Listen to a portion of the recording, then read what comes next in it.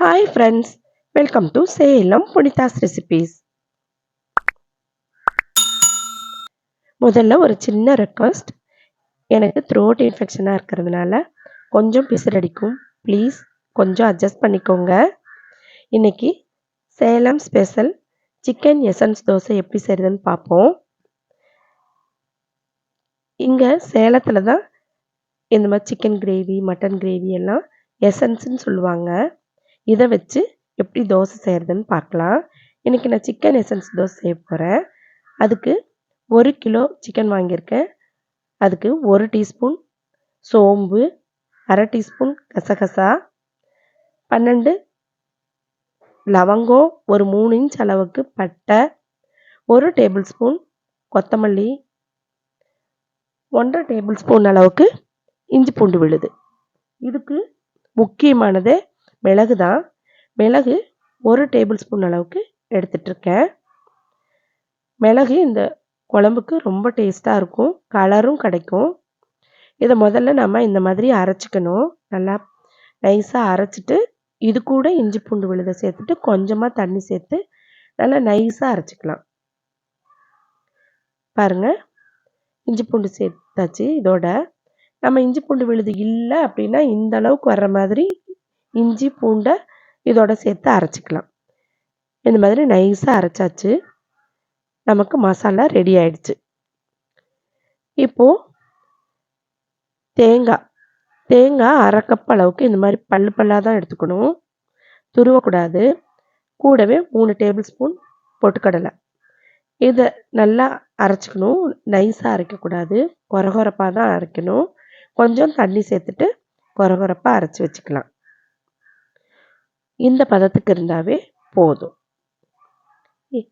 இப்போது தாளிப்புக்கு 1 கப் அளவுக்கு சின்ன வெங்காயம் இந்த மாதிரி கட் பண்ணி வச்சுக்கணும். 2 மீடியம் சைஸ் தக்காளியை பொடியாக கட் பண்ணி வச்சுக்கலாம். இப்போது இதை நான் ஒரு இண்டோலியம் வாணலியில் தான் செய்கிறேன். 1/4 கப் அளவுக்கு எண்ணெய் சேர்த்துட்டு 1/2 டீஸ்பூன் கடுகு உளுத்தம் பருப்பு சேர்த்துட்டு 2 ஆர்க்கு கறிவேப்பிலை சேர்த்துட்டு இதோடவே வெங்காயம் சேர்த்து நல்லா வதக்கிக்கலாம். இது கூட தாளிப்பு வடகம் 1 டேபிள் ஸ்பூன் அளவுக்கு சேர்த்துக்கலாம். தாளிப்பு வடகம் சேர்த்து சிக்கன் கிரேவி செஞ்சால் ரொம்ப நல்லாயிருக்கும். அதே மாதிரி மட்டன் கிரேவிக்கும் ரொம்ப நல்லாயிருக்கும். இது கூட நாம் மசாலா சேர்த்துட்டு 1/4 டீஸ்பூன் மஞ்சள் தூள், 1 டீஸ்பூன் மிளகாத்தூள். 1 டீஸ்பூன் மிளகாத்தூள் போட்டாவே போதும். ஏன்னா நம்ம மிளகு நிறையா சேர்த்துருக்கோம், கடைசியாகவும் மிளகு சேர்த்து போகிறோம். அதனால் இந்த அளவுக்கு மிளகாத்தூள் இருந்தாவே போதும். 1 கிலோ சிக்கனுக்கு 1 டீஸ்பூன் அளவு போட்டால் போதும். நல்லா வதக்கிட்டு இது கூட தக்காளி சேர்த்து நல்லா வதக்கிக்கலாம். இப்போது 1 கிலோ சிக்கனை நான் இந்த மாதிரி மஞ்சள் போட்டு நல்லா வாஷ் பண்ணி வச்சுருக்கேன். இதை அதோடு சேர்த்துட்டு ஒரு 10 நிமிஷம் நல்லா வதக்கணும். வதக்க நமக்கு இதோட மசாலாவும் சேர்ந்து நல்லா சிக்கனில் இறங்கிடும். அப்போ டேஸ்ட் ரொம்ப நல்லாயிருக்கும். இது கூட உப்பு 1 டேபிள் ஸ்பூன் போட்டு வதக்கிக்கணும். எப்பயுமே சிக்கனோடவே உப்பையும் சேர்த்துக்கணும். அப்போ தான் சிக்கன் மட்டனில் உப்பு பிடிக்கும். இப்போது முழுகிற அளவுக்கு தண்ணி சேர்த்துக்கலாம். இப்போ இது வேகட்டும். இப்போது 3/4 பதத்துக்கு வெந்துருச்சு. இப்போ நம்ம அரைச்சி வச்ச தேங்காய் விழுதை சேர்த்துக்கலாம். சேர்த்துட்டு நிறைய தண்ணி சேர்த்த வேண்டியதில்லை. கொஞ்சமாக மிக்ஸி ஜாரு கழுவிட்டு அதை சேர்த்துனாவே போதும். நமக்கு கெட்டியாக வேணும் கிரேவி,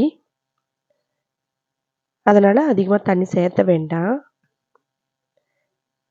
இப்போ இது நல்லா சுண்டுற வரைக்கும் வேகட்டும். இதை நான் இப்போது இண்டோலி கடாயில் செஞ்சுருக்கேன். ஒரு சிலர் இரும்பு கடாயிலேயே செய்வாங்க. அது ஒரு சிலருக்கு வயிற்றுக்கு சேராது. அதனால் நிறைய அயன் சேர்றதுனால டைஜஸ்ட் ஆகாது.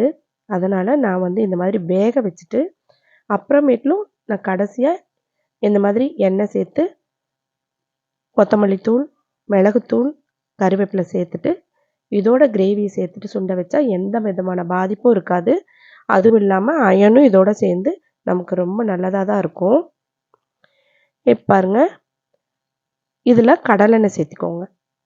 இது வந்து கடைசியாக இந்த மாதிரி கடலெண்ணெய் சேர்த்து தாளிக்கிறப்ப ரொம்ப வாசனையாக இருக்கும். டேஸ்ட்டும் அவ்வளோ சூப்பராக இருக்கும். இப்போ பாருங்கள், இது ஒரு 10 நிமிஷம் வெந்தாவே போதும். இந்த மாதிரி திக்னஸ் கிடச்சிரும். இப்போ நம்ம இதை எடுத்து வச்சுக்கலாம். கொஞ்சம் இட்லி தோசைக்கு ஆகிற மாதிரி இதை நம்ம சிக்கனோடு எடுத்து வச்சுக்கலாம். மிச்சம் நமக்கு வந்து தோசைக்கு மட்டும்தான் தேவை. அது கெட்டியாகணும், இன்னும் கெட்டியாகணும். இப்போ இதோட கொஞ்சம் சிக்கனை விட்டுட்டு நம்ம மீதி இருக்கிற இந்த கிரேவியை நல்லா இன்னொரு 5 நிமிஷம் சுண்ட வச்சா சீக்கிரமாக சுண்டிடும். இப்போ பாருங்க, நல்லா எண்ணெய் பிரிஞ்சு வாசம் ரொம்ப ரொம்ப சூப்பராக இருக்குங்க. கிரேவி எப்படி இருக்குது பார்த்தீங்களா? பார்க்கவே ஆசையாக இருக்குது.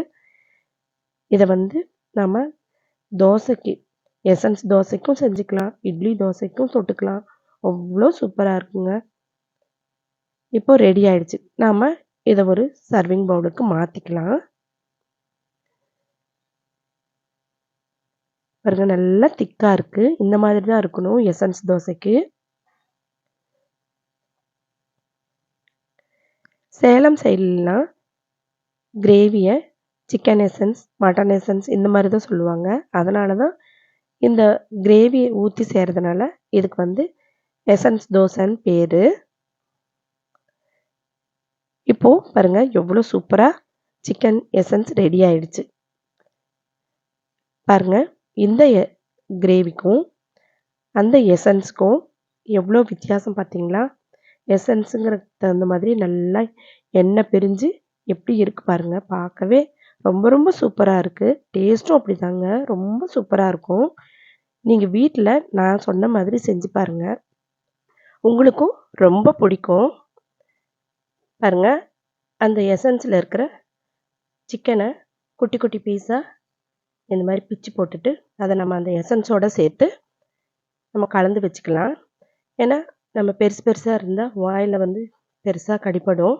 நம்ம குட்டி குட்டியாக இருந்ததுன்னா போன்லெஸ்ஸாக பண்ணிடலாம். குட்டி குட்டியாக இருந்ததுன்னா தோசை சாப்பிட்றப்ப ஒன்றும் தெரியாது. இப்போது நம்ம தோசைக்கல்லை சூடாக்கிட்டு அதில் கொஞ்சம் எண்ணெய் தெளித்து நல்லா தடவி விட்டுடலாம்.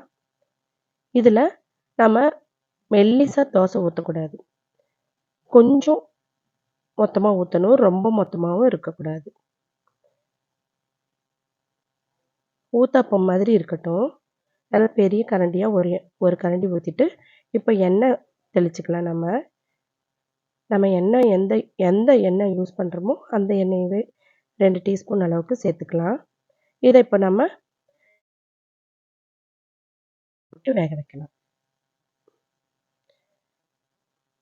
இதை நம்ம திருப்பி போட வேண்டியதில்லை. பாருங்கள், வெந்துருச்சு. எவ்வளோ ஓட்டை ஓட்டையாக இருக்குது பார்த்தீங்களா? இப்போ இதில் எசன்ஸ் சேர்த்துனா நமக்கு வந்து அந்த ஓட்டையெல்லாம் ஃபில் ஆகி உள்ளறையிலையும் இறங்கும். ஆனால் தண்ணியாக இருந்தால் கீழே ஊறிடும், தோசைக்கல்லேருந்து எடுக்கவே முடியாது. இது வந்து நம்ம இந்த மாதிரி தடவி விடுறப்ப நமக்கு வந்து மேலே மட்டும் நல்லா ஊறி இருக்கும், கீழே வந்து ரொம்ப மொறுமொறுன்னு இருக்கும் தோசை அவ்வளோ சூப்பராக இருக்குங்க. இந்த மாதிரி செஞ்சு பாருங்கள். நம்ம சிக்கனையும் நம்ம 1, 2 சேர்த்தாவே போதும், மேலே வச்சா போதும் இந்த மாதிரி. இப்போது சூப்பரான Salem special chicken essence dosa ready ஆயிடுச்சு. நீங்கள் வீட்டில் செஞ்சு பார்த்துட்டு எப்படி இருக்குன்னு கமெண்ட் பாக்ஸில் எனக்கு கமெண்ட் பண்ணுங்கள். இந்த வீடியோ உங்களுக்கு பிடிச்சிருந்தா என்னோட சேனலை சப்ஸ்கிரைப் பண்ணாதுங்க, தயவு செஞ்சு சப்ஸ்கிரைப் பண்ணுங்கள். பார்த்துட்டு முதல்ல ஒரு லைக் கொடுங்க. இப்போது என் ஹஸ்பண்ட் சாப்பிட்டு பார்க்குறாரு. சூப்பராக இருக்காங்க, சூப்பராக இருக்குன்னு சொல்கிறாரு. எனக்கும் டெம்டிங்காக ஆகுது, நானும் சாப்பிட்டு பார்க்குறேன்.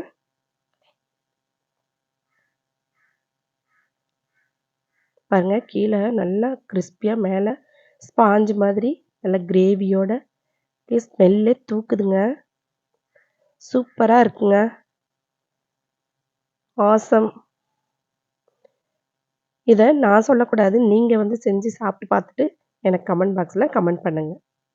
தேங்க்யூ ஃபார் வாட்சிங்.